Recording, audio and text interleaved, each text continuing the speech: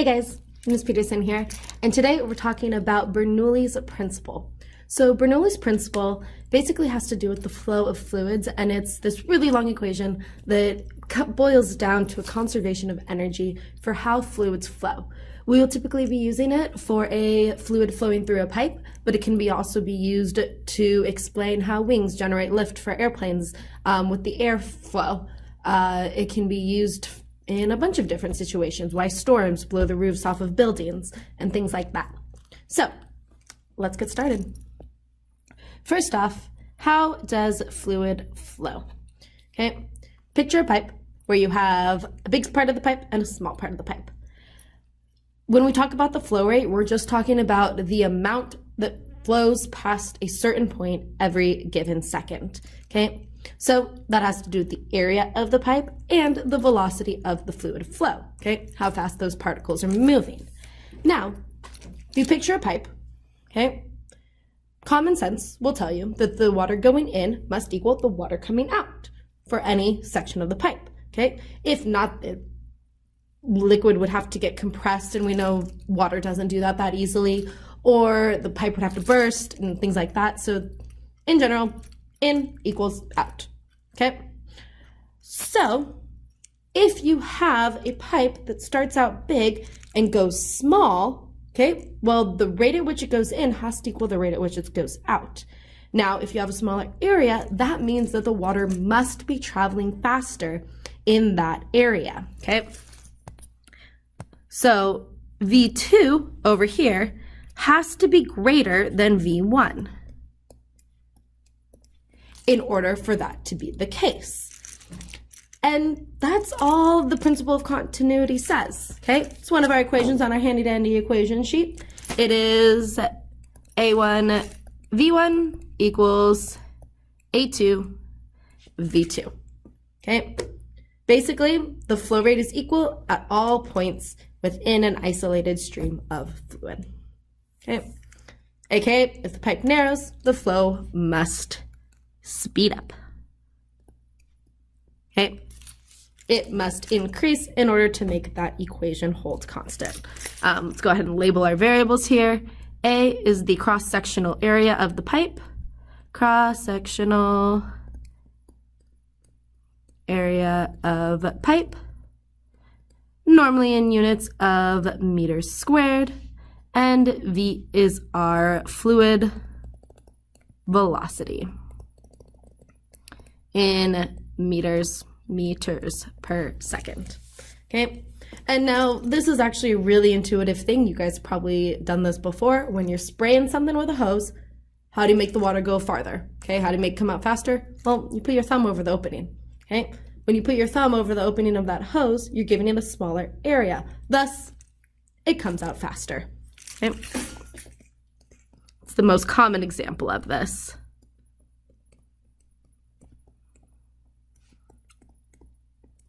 Or if you've ever experienced the sinks in the chemistry classrooms, okay, with those skinny little nozzles, the fluid shoots out of them a lot faster than they would in a normal faucet. Okay. Now, Bernoulli's equation. This is the longest equation on the equation sheet. It's the longest one you'll ever have to know, for AP Physics 2 at least. Unfortunately, you do not need to know how to derive it. I did, however, put a link to a video on how to derive the Bernoulli's equation in our AP Physics 2 Fluids playlist if you are interested in that, okay? But this equation goes P1 plus rho gravity Y1, so density times gravity times the height of the fluid, plus 1/2 rho V1 squared, that being the velocity of the fluid, equals P2 plus rho G Y2 plus 1/2 rho V2 squared, okay? Basically, it's saying that this is a constant, okay? And this boils down to an expression of the energy of a fluid. You can kind of think of it that way, where P is just your pressure, okay? That's what you start with. Rho times gravity times height looks very similar to an equation we've seen before for potential energy, where it's mass times gravity times height. And 1/2 rho v1 squared looks very similar to our kinetic energy equation that we did in kinematics. So at its most basic, this is a formula that describes the conservation of energy for a fluid in a pipe. Okay, we call P1, it is normally the gauge pressure. Its units are newtons per meter squared, aka pascals. Okay, also just for the other ones, I'm going to show you the units. Remember that a newton is a kilogram meter per second squared. So a Newton meter really boils down to a kilogram meter second squared. Okay, so if we look at the second term in the equation, the one where you're thinking potential energy, okay, it is density times gravity times height. So its units for density, we know are, we use kilogram per meter squared, times gravity, which is meters per second squared, times height, which is just meters. Okay, so when, meters cubed for density, okay, mass per volume, not area. When you cancel those out, it ends up being kilogram meter per second squared, aka a Newton meter squared. Okay, for dynamic pressure, think the kinetic energy term, we have 1/2 rho v squared. Okay, do the unit analysis on that. We have kilogram per meter cubed times meter squared per second squared, or velocity squared. Okay, and again, that boils down to a Newton meter squared. Okay, so the units for all of these terms are the same. That's not a proof of the formula by any means, but it's one way to kind of conceptualize where that comes from. Okay, so let's talk about applications of Bernoulli. Let's look at the most basic, like a fluid in a pipe, okay, where the pipe is moving.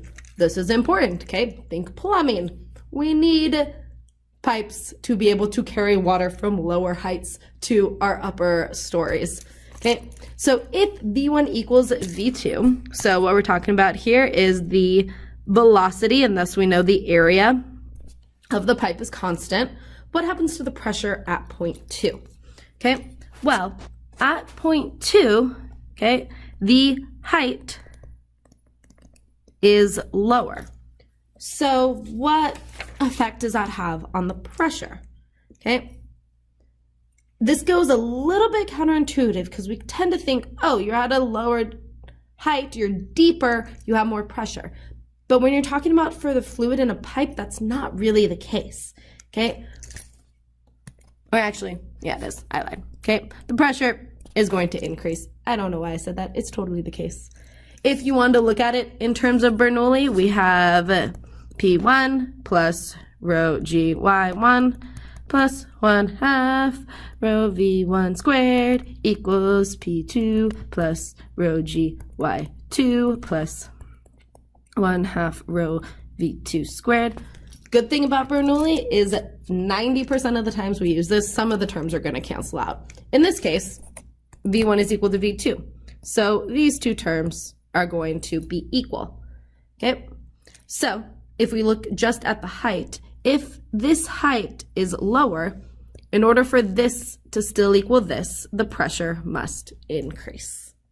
Okay, what about the area? If the area changes, okay, say for example, we look at this one down here where you're going from a wide pipe to a narrow pipe to a wide pipe. Okay, well, the principle of continuity, A1 V1 equals A2 V2, shows us that if the area decreases, the velocity must increase. So the fluid must speed up. Now, if we go back, I'm going to go in blue and look at this equation again. Actually, nope, I lied. I'm just going to write it one more time. P1 plus rho gy1 plus 1/2 rho v1 squared equals P2 plus rho gy2 plus 1/2 rho v2 squared. Okay. Right now we're looking at one where they're all at the same height, so we can ignore the height term. Okay. Now, if the fluid must speed up, that is going to increase this term. In order to keep that constant, that must decrease the pressure. Decrease the pressure. Okay, and you see that in this drawing here, the pressure being represented by the height of the fluid in that column. Okay, in the middle, where it's narrower, this height is going to be a lot lower than where the fluid is wider. Okay, now, for all purposes in AP Physics 2, we're going to be able to use Bernoulli and be talking about an ideal fluid. Okay, ideal fluids really mean that they are incompressible, which means Bernoulli's equation works much better for liquids than it does for air. Negligible viscosity. Okay, viscosity is a fluid's resistance to flow. So this normally holds true, but if you get a super viscous fluid, think like ketchup or something like that, it's not going to follow Bernoulli's as much. And that the flow is streamlined, okay? We like to pretend that all of our liquid always moves fluidly through a pipe, but we know that's not always the case, okay? That is called laminar flow. It's where they're all going in the same direction. Due to friction, the water will actually be moving a little bit slower around the edges of the pipe and a little bit faster in the middle. But luckily that's not something we have to deal with that often. Turbulent flow is when, hey, water molecules bounce into the walls and bounce into each other and move all around, and it's turbulent, okay? Think normal fluid flow. So there are a lot of demonstrations and applications that we could do for Bernoulli's, okay? One of the most common applications of Bernoulli's is the wings on a airplane generating lift. There's this common incorrect explanation that it's just because the fluid air moving over the top of the wing is moving faster. Based on Bernoulli's, faster fluid means lower pressure. Thus, it generates lift. However, that's not a perfect explanation, and it doesn't explain why drones and certain aircraft can fly upside down. I highly recommend you check out Versatium. Okay, them and Minute Physics did a collaboration on how a wing actually works. I definitely recommend you check that out. But I'm going to show you guys one quick demonstration right now. So come with me. This will be fun. So I have a super high-tech piece of equipment here. Look, it's a ping pong ball on a string. Okay, and you'll see it's just floating. These things can have very high pressure air. I'm just gonna water, okay? But we have moving water there. So what's gonna happen when I put this ping pong ball next to the fluid flow? Okay, notice it gets sucked in and it stays right there. Even as I try to pull it out, it resists being pulled out of that stream. Okay, we can see it even when the sink is on a very high pressure. It pushes it down, but it wants to stay there in that flow. Now,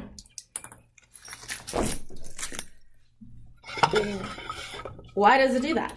Okay, the basics is we think of air pressure as being really low, but it's not. It's actually a really high pressure.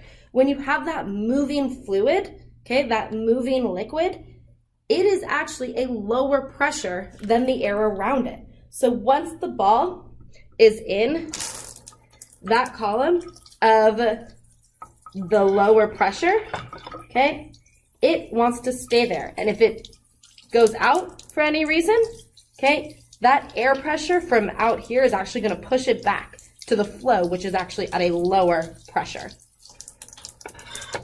Okay, cool? Okay, cool. Let's go back to the notes. So you can also look at blowing cans together, that basic one where you have a piece of paper and you go, and the paper goes up. Look into a couple of them, try them out on your own, and one of your assignments actually for my class is to make an infographic explaining one of it. Okay, so now let's look at some practice problems. Okay. In a town's water system, pressure gauges in still water at street level, okay, read 150 kPa. A pipeline connected to the system breaks and shoots water straight up. How high above the street does the water shoot? We've seen this before. Pipes burst and you see that air go zoop up real high. Okay, so let's go ahead and draw this out so we can get an idea of what's going on here. So we have the water that's just in the pipe. We'll say it's still water. Okay, that reads 150 kPa. And then if the pipe burst, the water is going to be gushing upwards. And we're looking for the height at which it does that. So we know we're going to need to apply Bernoulli. So I'm going to go ahead and write that equation again. P1 plus rho g y1 plus 1/2 rho v1 squared equals P2 plus rho g y2 plus 1/2 rho v2 squared. Okay, and we're going to be able to cancel out some of these terms. First, the pressure gauge is in still water at street level. So that means when it is still, aka not moving. So we can cancel that out to 0. Okay. We're going to go ahead and I'm going to set this as height 0. Okay. So that this also cancels out to 0. Now we know pressure 1 is 150 kPa of still water. Is that a gauge pressure or a total pressure or an absolute pressure? Well, I'm going to assume that that is a gauge pressure. Okay, we can assume that 150 kPa is not much higher than regular atmospheric pressure. So that is a gauge pressure. It's also, pressure gauges. So it's 150 kPa plus whatever atmospheric pressure is. Now, what about the water out here? Well, this one is just going to be atmospheric pressure, okay? Because the atmosphere is the only thing pushing on the water at that part of the pipe, okay? So we have a pressure atmosphere term on both sides of it. We can cancel that out. So the part of the equation that we're left with is 150 kPa equals rho times gravity times height plus 1/2 rho v squared. So let me go ahead and plug this in. So 150, I'm going to convert it to pascals rather than kilopascals. So 150,000 equals the density of water you need to have memorized. It is 1,000, okay, times gravity, 9.8, times its height. We don't know. That's what we're trying to find. Okay. Plus 1/2. Wait a minute.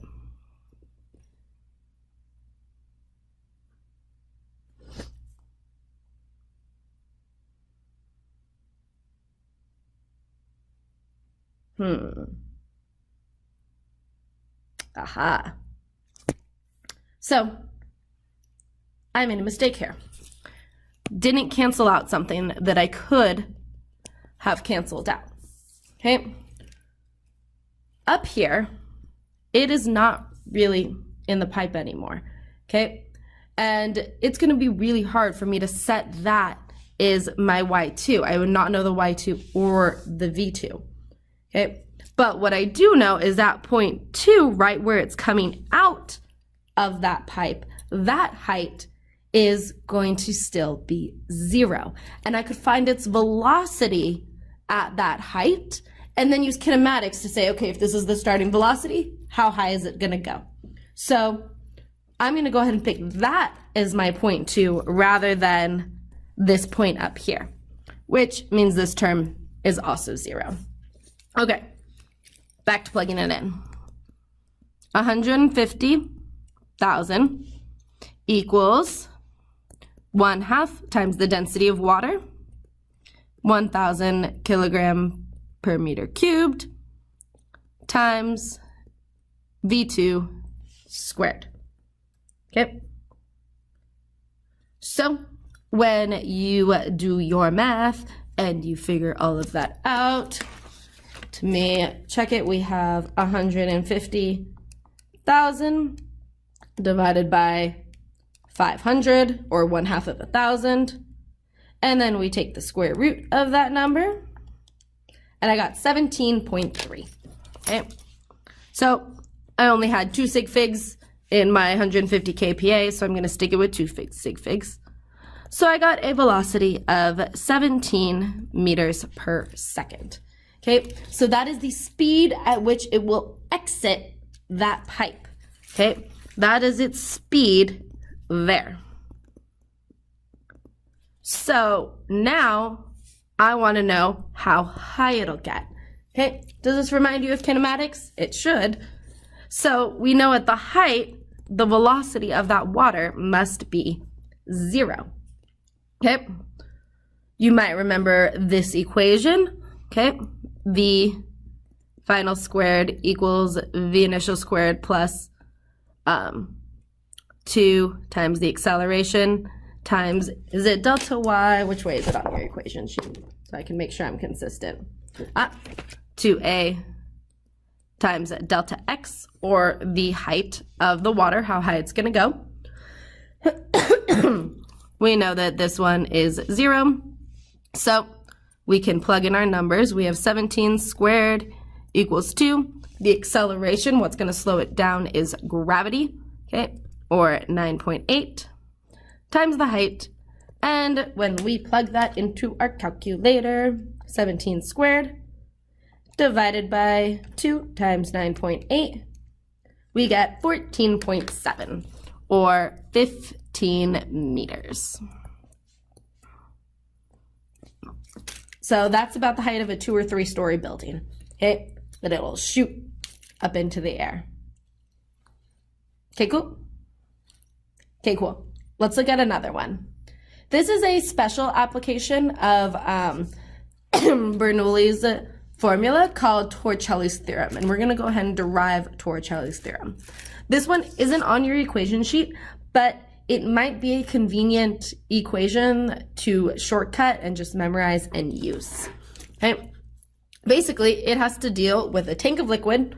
You got a hole in the bottom of it, and how fast, okay, the affluent or effluent velocity, how fast is that water going to be streaming out of the hole?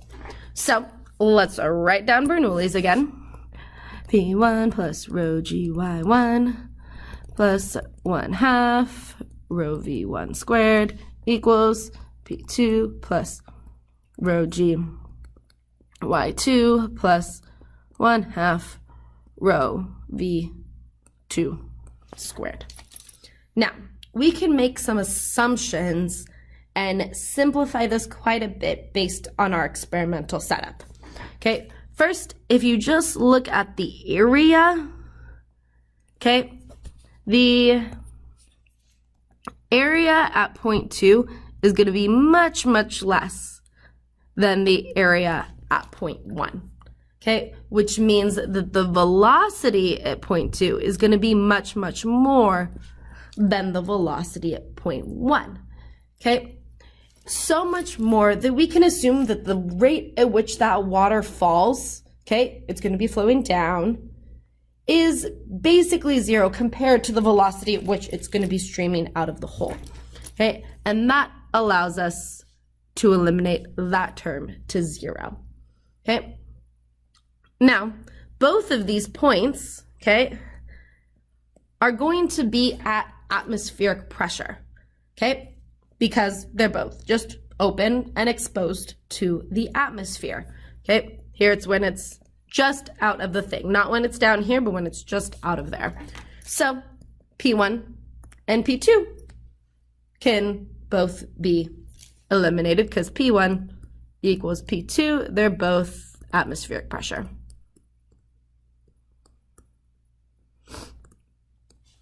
Okay. Now, let's go ahead and solve this out. Okay. So, we have, is there anything else we can eliminate? No. Okay. So, we have rho gy1 equals rho gy2 plus 1/2 rho v2 squared. Okay, and we're trying to get an equation to solve for that. So this looks like a 1/2, not like a y. So let's go ahead and solve that out. Move that over to the other side. And so we have rho g times y1 minus y2 equals 1/2 rho v2 squared. Yep. So when we divide both sides and then take, I'll divide, I'll do slow it. So then the density term cancels out, okay? And so we have 2g times y1 minus y2 equals v2 squared. Take the square root of both sides, okay? And you get your equation for v2. So 2g, y2 minus y1, which often you will see just written as the height, okay, of that water column. And this is very convenient for problems like this one. The side of an above ground pool is punctured and water gushes out through the hole. If the total depth of the pool is 2.5 meters and the puncture is 1 meter above ground level, what is the efflux speed of the water? Okay, so if we didn't have that equation memorized, Tortellis Theorem, we could just go through and solve it out with Bernoulli's, but since we just solved it out, we might as well use it. So V2 equals the square root of 2 times gravity, 9.8, times y2 minus y1, so that's going to be 2.5 minus 1, or 1.5. You plug that into your calculator, and you get 5.4 meters per second. Okay, cool? Okay, cool. Let's look at one more problem. A fluid with a density of blah, blah, blah, blah, blah, blah, has a pressure of blah, blah, blah. As it flows at 1.5 meters per second through a pipe, the pipe rises to a height of 2.5 meters where it connects to a second smaller pipe. What is the pressure in the smaller pipe if the fluid flows at a rate of 3.4 meters per second through it? Okay, so let's go ahead and visualize this real quick. So we have water flowing in a pipe, and then it's going to go up and connect to a smaller pipe. So we have two things kind of working here. One, the height is increasing. We expect that to decrease the pressure, but it's getting smaller, which we also expect to decrease the pressure. So we know that our pressure should be lower, and that's one way that we're going to be able to check our answers. Okay. So we have, let's go ahead and write down all of our variables. The density is 1250 kilogram per meter cubed. The pressure over here is 45,000 pascals. Easy, we don't even have to convert it.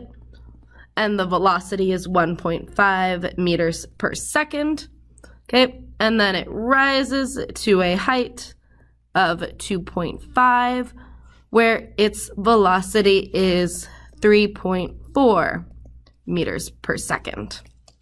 Okay, so let's write down Bernoulli's again. Yay!